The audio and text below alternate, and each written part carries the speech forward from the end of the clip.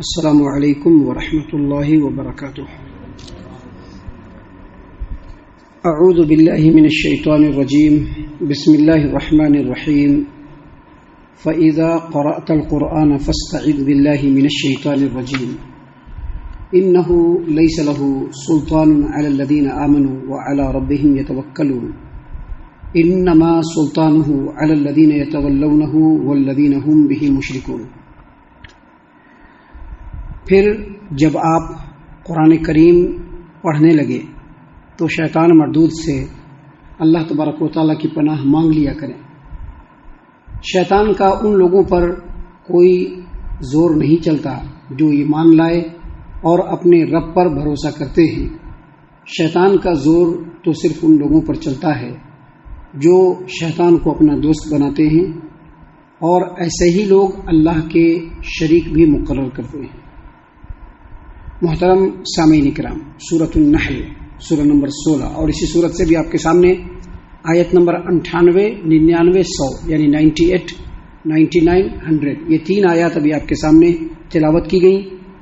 بفضل اللہ، باذن اللہ، بتوفیق اللہ، ان تینوں آیتوں کا ترجمہ بھی آپ تمام کی خدمت میں پیش کیا گیا۔ سامعین کرام، پہلی جو آیت کریمہ یعنی آیت نمبر 98 جو آپ کے سامنے ابھی تلاوت کی گئی، اس آیت کریمہ میں اللہ تبارک و تعالیٰ نے فرمایا فَإِذَا قَرَأْتَ الْقُرْآنَ فَاسْتَعِذْ بِاللَّهِ مِنَ الشَّيْطَانِ الرَّجِيمِ، جب قرآن کریم پڑھو، جب آپ قرآن کریم پڑھنے لگیں تو فَاسْتَعِذْ بِاللَّهِ مِنَ الشَّيْطَانِ الرَّجِيمِ، شیطان مردود سے اللہ تبارک و تعالیٰ کی پناہ مانگ لیا کریں۔ سامعین کرام، ایمان کی حقیقت اور نیک اعمال کا جو اصل سروت اور منبع ہے یہ قرآن کریم ہے۔ قرآن کریم کے ذریعے سے ہی ہم کو ایمان کی حقیقت معلوم ہوتی ہے۔ کوئی بھی نیک عمل اس کا جو اصل سروت ہے، جو اس کا اصل منبع ہے، وہ قرآن کریم ہی ہے۔ یہی وجہ ہے کہ قرآن کریم کی تلاوت کرنا ایک بہت بڑی عبادت ہے، بہت بڑا نیک عمل ہے۔ نبی کریم صلی اللہ علیہ وسلم نے فرمایا کہ جو آدمی قرآن کریم کی تلاوت کرتا ہے اس کو ہر حرف پہ ایک نیکی ملتی ہے۔ نبی صلی اللہ علیہ وسلم نے یہ بھی فرمایا کہ میں یہ نہیں کہتا ہوں کہ الف لام میم ایک حرف ہے، بلکہ الف ایک حرف ہے، لام ایک حرف ہے اور میم ایک حرف ہے۔ گویا اگر کوئی آدمی قرآن کریم کی تلاوت کرتے ہوئے صرف الف لام میم کہتا ہے تو اس کو 30 نیکیاں ملتی ہیں۔ پیارے رسول صلی اللہ علیہ وسلم نے فرمایا خیرکم من تعلم القرآن وعلمہ، تم میں سب سے بہترین آدمی وہ ہے جو قرآن کریم کو سیکھتا ہے اور پھر دوسروں کو سکھاتا ہے۔ گویا قرآن کریم کو سیکھنا اور دوسروں کو قرآن کریم سکھانا یہ بہت ہی بڑا اور بہت ہی بہتر اور خیر و بھلائی والا عمل ہے اور عبادت ہے۔ قرآن کریم کے تلاوت کے آداب میں سے ایک ادب جو سکھلایا جاتا ہے، جو حدیث سے اور قرآن سے جو بات ثابت ہوتی ہے، وہ قرآن کریم کی تلاوت سے پہلے اعوذ باللہ من الشیطان الرجیم پڑھنا، یعنی جب بھی قرآن کریم پڑھنے لگو تو کیا کہو؟ اعوذ باللہ من الشیطان الرجیم، یعنی میں پناہ مانگتا ہوں اللہ تبارک و تعالیٰ کی شیطان مردود سے، میں شیطان مردود سے اللہ تبارک و تعالیٰ کی پناہ طلب کرتا ہوں۔ چونکہ جب ایک آدمی قرآن کریم کی تلاوت کرتا ہے، جب ایک آدمی قرآن کریم کی تلاوت کرتا ہے تو شیطان اس کے فکر میں وسوسہ ڈالتا ہے، اس کی سوچ میں وسوسہ ڈالتا ہے۔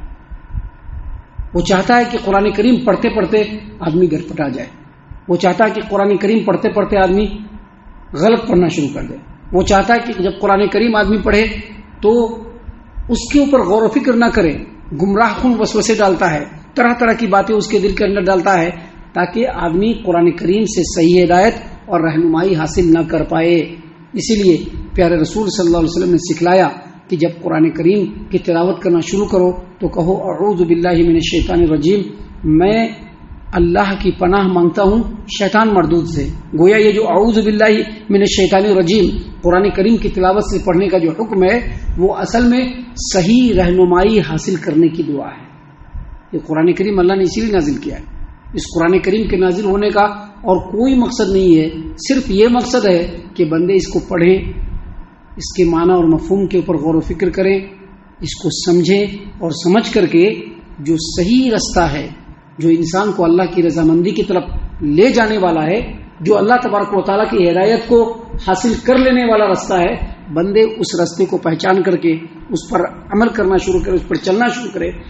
گویا آدمی جو قرآن کریم کی تلاوت سے پہلے اعوذ باللہ من الشیطان الرجیم پڑھ رہا ہے وہ اصل میں ہدایت حاصل کرنے کی دعا ہے، جبکہ شیطان کی کوشش کیا ہوتی ہے کہ انسان ہدایت پر نہ جائے، انسان گمراہی کے راستے پر، گمراہی کے پگڈنڈیوں پر بھٹکتے ہوئے نیست و نابود ہو جائے. اسی لیے اللہ تبارک و تعالیٰ نے اپنے پیارے رسول صلی اللہ علیہ وسلم کو سکھلاتے ہوئے کہا کہ آپ کہیے فَإِذَا قَرَأْتَ الْقُرْآنَ فَاسْتَعِذْ بِاللَّهِ مِنَ الشَّيْطَانِ الرَّجِيمِ، جب آپ قرآن کریم پڑھنا شروع کریے تو کہیے اعوذ باللہ من الشیطان الرجیم، میں اللہ کی پناہ چاہتا ہوں. پناہ کس سے مانگا جاتا ہے؟ پناہ مانگا جاتا ہے ایسے دشمن سے، ایسی چیز سے جو نقصان پہنچائے. اور پناہ کس سے طلب کیا جاتا ہے؟ اس سے جو اس تکلیف پہنچانے والے سے زیادہ طاقتور ہو. شیطان کیا ہے؟ ہمارے سامنے نہیں ہے، ہم سے چھپا ہوا ہے، ہم اس کو دیکھ نہیں سکتے. ابھی ہمارے سامنے اگر کوئی دشمن ہوگا ہم اس کو زیر کر سکتے ہیں، لیکن جو دشمن ہم کو نظر نہیں آتا ہے ہم اس کو کچھ نہیں کر سکتے ہیں. اب اس سے بچنے کا راستہ سب سے طاقتور ہستی اللہ تبارک و تعالیٰ کی پناہ اگر ہم طلب کر دیں گے تو شیطان بے بس ہو جائے گا. اس لیے اللہ تبارک و تعالیٰ نے کہا کہ جب قرآن کریم کی تلاوت کرنا شروع کرو، جب قرآن کریم پڑھنا شروع کرو تو کیا کہو اعوذ باللہ من الشیطان الرجیم. اس کے بعد آگے اللہ تبارک و تعالیٰ نے مزید فرمایا، کیونکہ شیطان ہمیشہ انسان کو گمراہ کرنے کے چکر میں رہتا ہے. جب سے اللہ تبارک و تعالیٰ نے سیدنا آدم علیہ السلام کو پیدا فرمایا اور سیدنا آدم علیہ السلام کو فرشتوں سے اور جنوں سے سجدہ کرنے کا حکم دیا، فرشتوں نے سجدہ کیا تو جنوں کے دل میں اسی وقت سے، شیطانوں کے دل میں اسی وقت سے حسد آ گیا ہے. اس وقت سے وہ چاہتا ہے کہ انسان کو اس ڈگر پر لے جائیں، اس راہ پر لے جائیں جہاں پہ وہ تباہ و برباد ہو جائے. اس کے لیے سب سے بڑا ہتھیار کیا ہے؟ شرک ہے.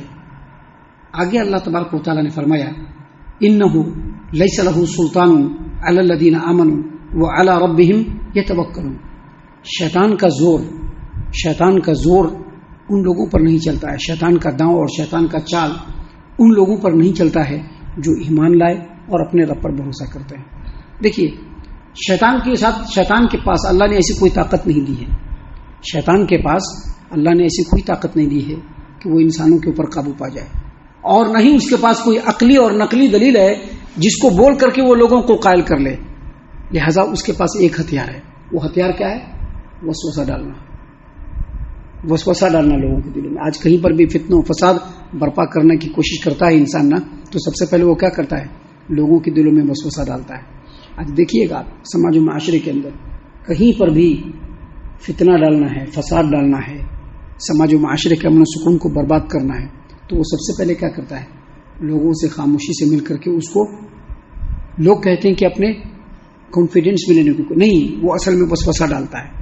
یہی ایک ہتھیار اللہ تبارک و تعالیٰ نے شیطان کو دیا ہے کہ وہ لوگوں کے دلوں میں وسوسہ ڈالے، گمراہ کن وسوسہ ڈالے کہ وہ صحیح راستہ چھوڑ کر کے غلط راستے پر چل دے.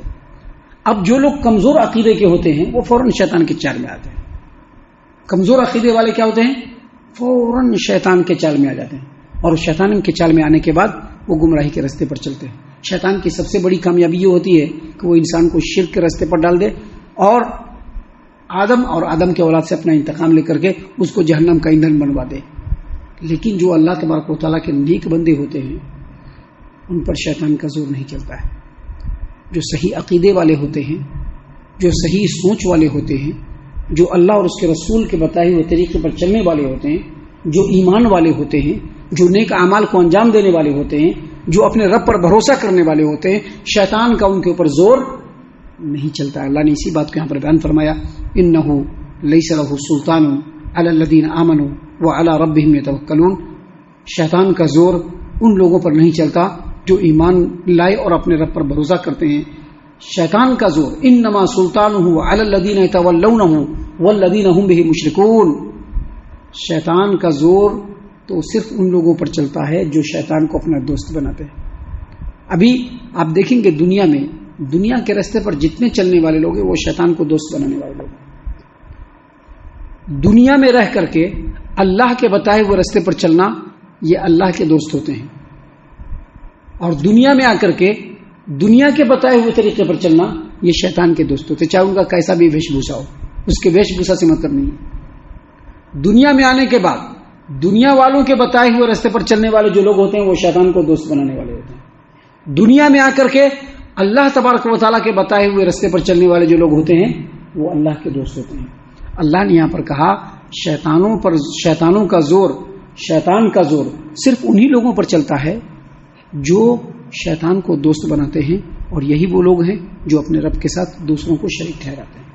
وہ ایسے یہ پتہ چلا، سب سے پہلی بات یہ پتہ چلی کہ اگر شیطان کے وسوسے سے بچنا ہے، شیطان کے زور سے اگر بچنا ہے تو اللہ اور اس کے رسول کے بتائے ہوئے طریقے کو بڑی مضبوطی سے پکڑ لینا چاہیے. دوسری بات، قرآن کریم کی جب تلاوت کرنے لگے تو آپ نے کیا کہے؟ اعوذ باللہ من الشیطان الرجیم، کیونکہ شیطان سے پناہ صرف اللہ کے یہاں ہی مل سکتی ہے، دوسری جگہ نہیں مل سکتی ہے. ہم اللہ سے دعا کرتے ہیں کہ اللہ تعالی ہم تمام کو ان تمام باتوں کے اوپر خوب غور و فکر اور تدبر کرنے کے ساتھ ساتھ ان باتوں کے اوپر عمل کرنے کی بھی توفیق عطا فرمائے، آمین. اللہ تعالی ہم تمام کو صحیح معنوں میں پکا سچا مومن مسلمان بنائے، اللہ اور اس کے رسول صلی اللہ علیہ وسلم کی اطاعت و فرما برداری کرنے والا بنائے، صحابہ کرام رضی اللہ عنہم کے طریقے پر چلنے والا بنائے، جنت الفردوس میں جگہ عطا فرمائے. اے اللہ ہم تمام کو جہنم سے پناہ دے، اے رب العالمین ہم تمام کو جہنم سے پناہ دے، اے مالک الملک ہم تمام کو جہنم سے پناہ دے، آمین یا رب العالمین. وما علینا الا البلاغ المبین. تبارك الذي نزل الفرقان على عبده ليكون للعالمين نذيرا.